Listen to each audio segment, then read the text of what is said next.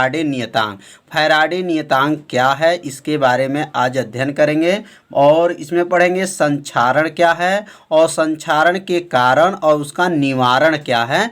तो आज के वीडियो को आप लोग पूरा देखिए जिससे आपको अच्छे से समझ में आ जाए। तो फैराडे नियतांक की परिभाषा को ध्यान से समझेंगे कि एक मोल इलेक्ट्रॉन पर उपस्थित आवेश की मात्रा फैराडे नियतांक कहलाता है। कितने मोल पर? एक मोल इलेक्ट्रॉन पर उपस्थित जो आवेश की मात्रा होता है उसी को क्या कहेंगे? फैराडे नियतांक कहते हैं। तो यहाँ पे परिभाषा को लिख सकते हैं कि एक मोल इलेक्ट्रॉनों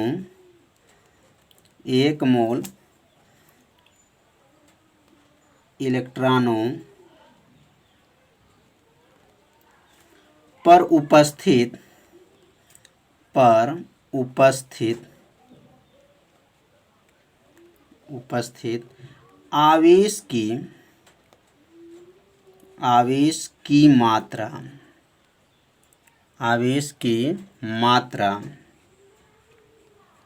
आवेश की मात्रा को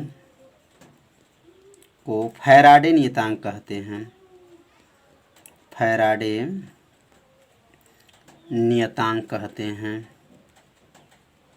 तो कितना आसान परिभाषा है, बस थोड़ा सा ध्यान देंगे परिभाषा याद हो जाएगा। तो एक मोल इलेक्ट्रॉनों पर उपस्थित आवेश की मात्रा फैराडे नियतांक कहते हैं।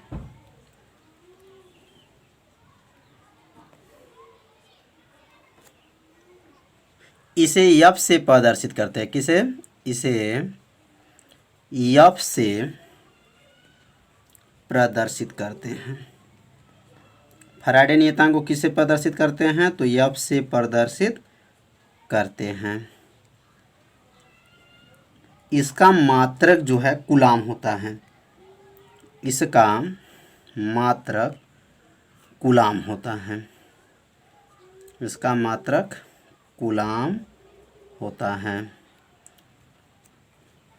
तो यह कई बार कंपटीशन के भी परीक्षा में पूछा जा चुका है कि फैराडे नियतांक का मात्रक क्या होता है। तो याद रखिए फैराडे नियतांक का मात्रक क्या होता है? कूलाम होता है। अब फैराडे नियतांक का सूत्र क्या होता है? तो यहाँ लिख देंगे फैराडे नियतांक की F बराबर होता है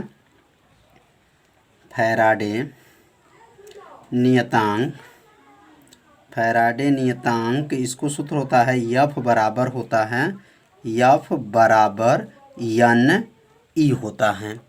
तो फैराडे नियतांक का सूत्र क्या आ गया? F बराबर N E। तो इसमें N का क्या नाम है और E का क्या नाम है?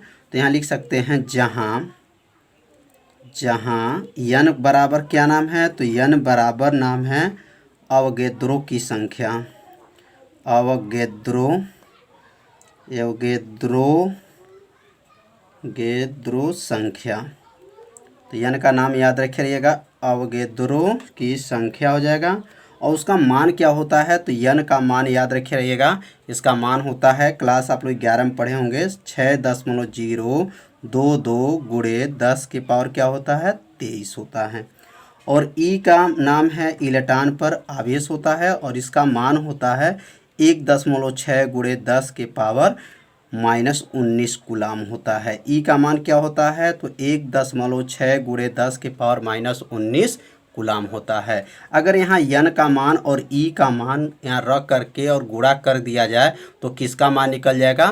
फैराडे नियतांक का मान निकल जाएगा। अब यहाँ लिखेंगे F बराबर अब N का मान कितना है? तो 6.022 गुणे 10 के पावर क्या है?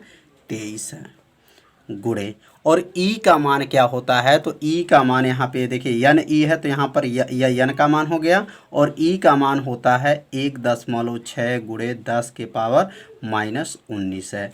जब इसको गुणा करके जब सॉल्व करेंगे तो सॉल्व करने पर इसका मान आएगा 96,488। इसको गुणा कर लीजिएगा तो कितना आ जाएगा? 96,488। लगभग यहाँ पर इसका मान हो जाएगा 96,000 500 लिख सकते हैं। ये 488 है तो लगभग इसका मान होता है 96,000 क्या होता है 500 क्या हो जाएगा कूलाम। तो फैराडे नियतांक का मान आप लोग याद रख रहिएगा 96,000 क्या होता है 500 कूलाम होता है। तो आगे चल के इस मान का प्रयोग किया जाएगा न्यूमेरिकल में, तो एफ का मान 96,500 कूलाम होता है। अब इसका परिभाषा भी लिख सकते हैं। एक फैराडे जो है कितने बराबर है, तो लिखेंगे यहाँ पर एक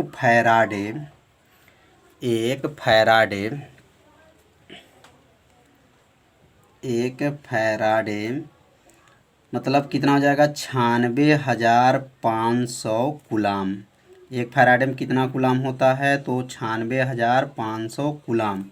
आवेश की वह मात्रा है, आवेश की वह मात्रा है,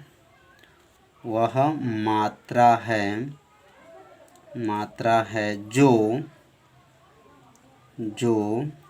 किसी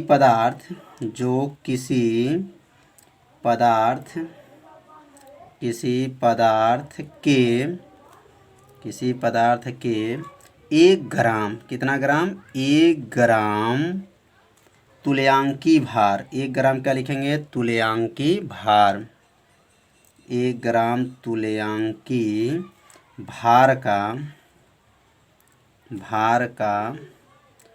ऑक्सीकरण क्या लिखेंगे तुल्यांकी भार का ऑक्सीकरण या अपचयन करता है, ऑक्सीकरण या क्या करता है अपचयन करता है। तो एक फैराडे की परिभाषा भी आप लोग याद कर लीजिए। तो क्या लिखेंगे एक फैराडे मतलब 96,500 कूलाम आवेश की वह मात्रा होता है जो किसी पदार्थ के कितने 1 ग्राम क्या तुल्यांकी भार का ऑक्सीकरण या अपचयन कर सकता है। तो इस परिभाषा को अपने कॉपी में क्या कीजिए नोट कर लीजिए, और नोट करते चलेंगे तो इससे क्या होगा आपको अच्छे से याद भी हो जाएगा। तो अब हम लोग पढ़ेंगे वैद्युत अपघटन का उपयोग कहाँ कहाँ करेंगे। तो अब यहाँ लिखेंगे वैद्युत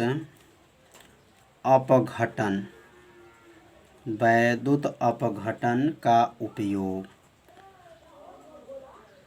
वैद्युत अपघटन का कितना नियम होता है, तो वैद्युत अपघटन के फैराडे का 2 नियम होता है जो कल के वीडियो में बताया गया। यदि उस भाग का वीडियो आप नहीं देखे हैं तो उस वीडियो को आप लोग प्लेलिस्ट से जा कर के देख सकते हैं। तो ये वैद्युत अपघटन का उपयोग कहाँ करेंगे, तो वैद्युत अपघटन का उपयोग जो है निम्न है। पहला यहाँ नोट करेंगे इसका उपयोग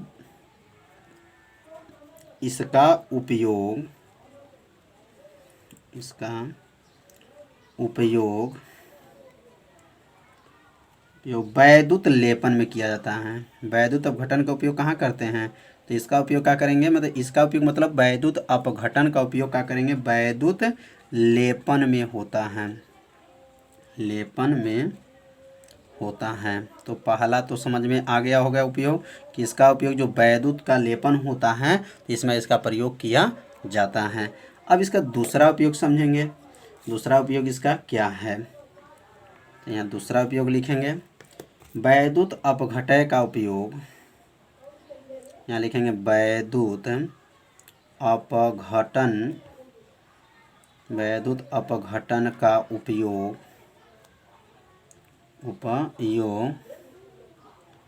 धातुओं के निष्कर्षण होता है। उपयोग किसमें धातुओं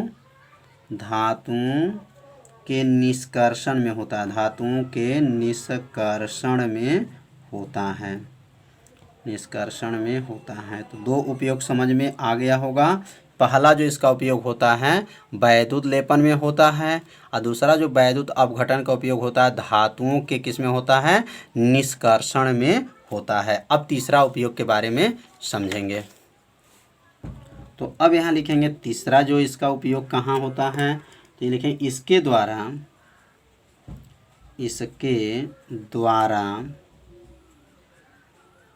महत्वपूर्ण यौगिक, इसके द्वारा लिखेंगे महत्वपूर्ण महत्वपूर्ण यौगिक जैसे H2O2 इसका क्या नाम है? तो हाइड्रोजन पारा ऑक्साइड नाम है। याद रखिएगा, इसका क्या नाम है? हाइड्रोजन पारा ऑक्साइड। आदि के निर्माण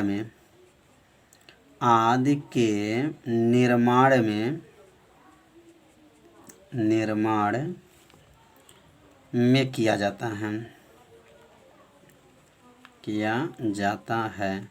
तो वैद्युत अपघटय का उपयोग जो तीसरा क्या है? तो इसके द्वारा जो महत्वपूर्ण यौगिक जो है जैसे हाइड्रोजन पेरोक्साइड आदि के जो निर्माण में इसका क्या किया जाता है? प्रयोग किया जाता है। अब चौथा इसका उपयोग लिखेंगे। चौथा वैद्युत अपघटन का उपयोग चौथा क्या है? तो लिखेंगे वैद्युत अपघटन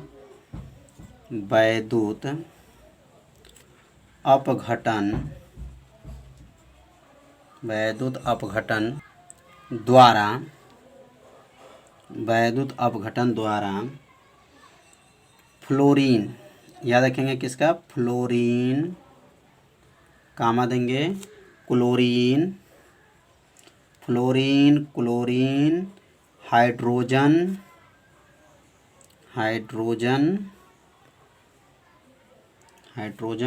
ऑक्सीजन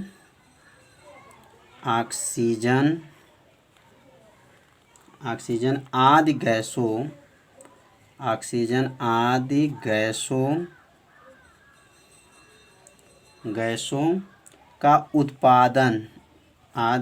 का उत्पादन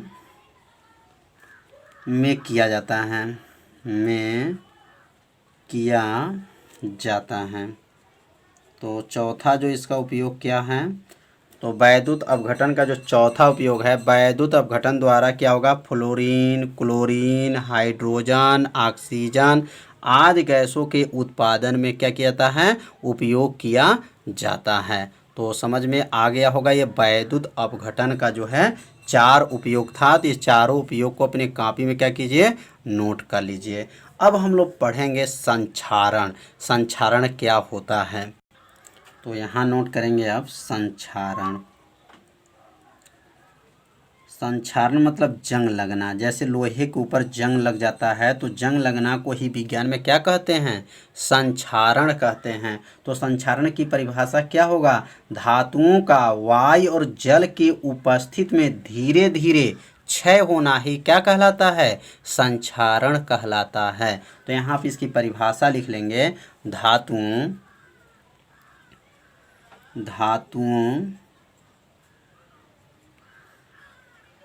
धातुओं का वायु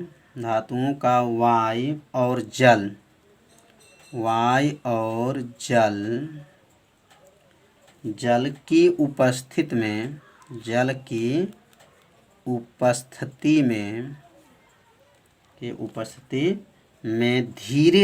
उपस्थिति में धीरे धीरे क्षय होना, क्षय होना संक्षारण कहलाता है।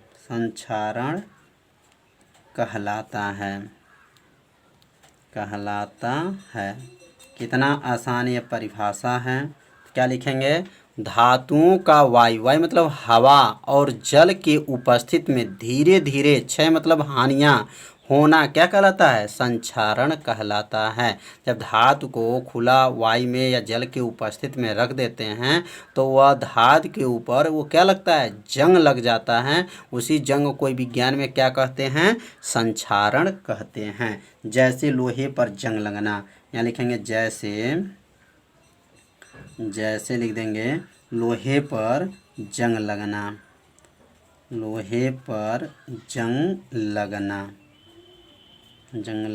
ये पहला इसका उदाहरण हो गया।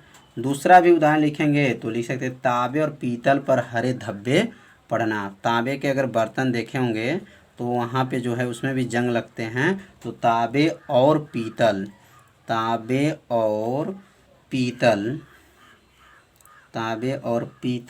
पर हरे रंग पीतल पर हरे रंग का धब्बा पड़ना। हरे रंग का क्या होता है? धब्बा पड़ना। तो ये सब क्या हैं? ये सब किस में आते हैं? संक्षारण में आते हैं। लोहे के ऊपर जंग लग जाता है तो उसको विज्ञान में क्या कहते हैं? संक्षारण कहते हैं। तो इसे अपने कॉपी में क्या कीजिए? नोट भी करते चलिए।